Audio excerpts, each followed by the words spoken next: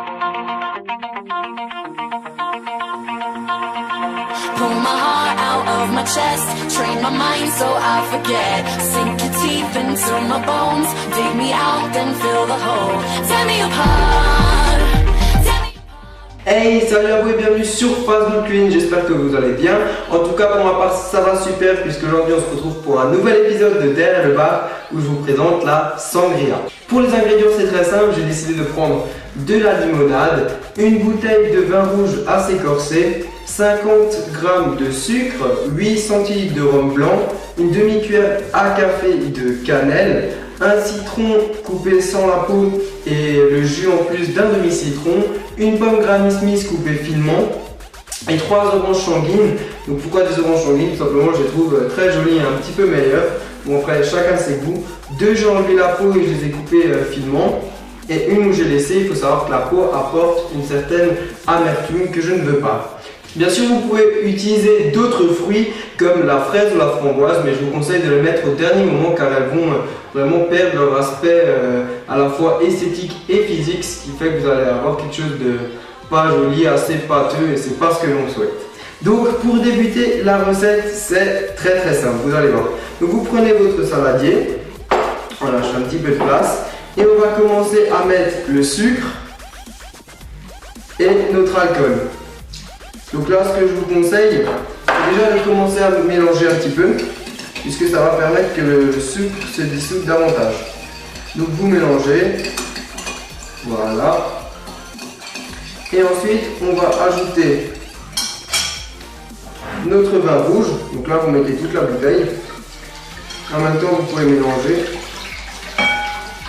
Ensuite, on va mettre de la cannelle, donc environ une demi-cuillère à café. Voilà, comme ceci.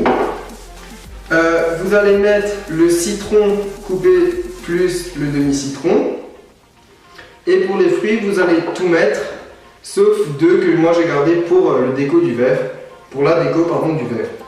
Donc voilà, on met tout.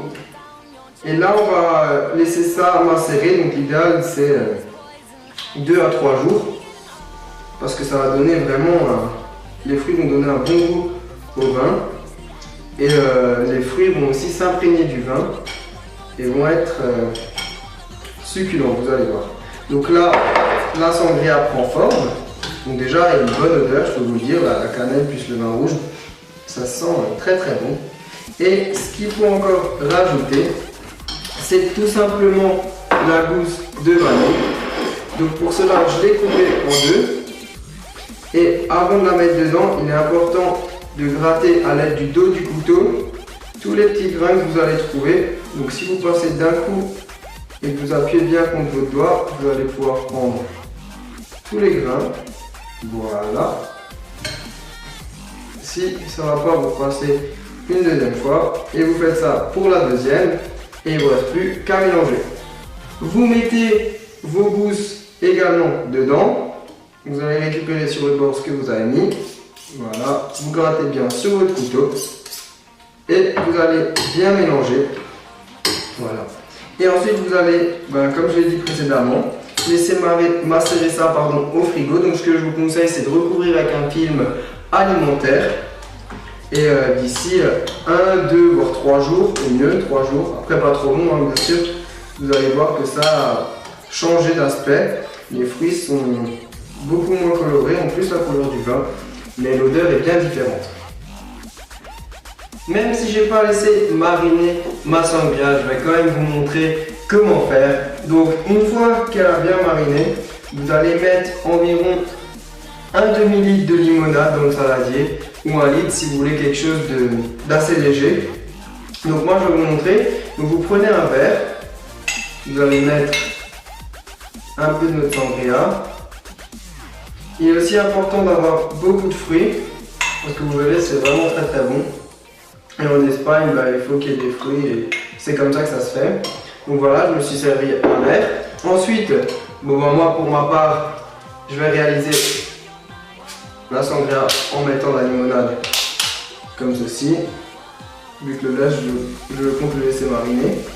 Voilà. Et pour décorer, vous allez pouvoir mettre une tranche d'orange chantilly, comme ceci. Et bien sûr, ça va déguster très frais et avec modération. Mais je vais quand même faire une petite dégustation.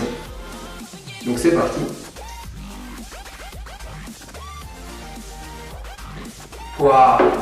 Je peux vous dire que c'est succulent.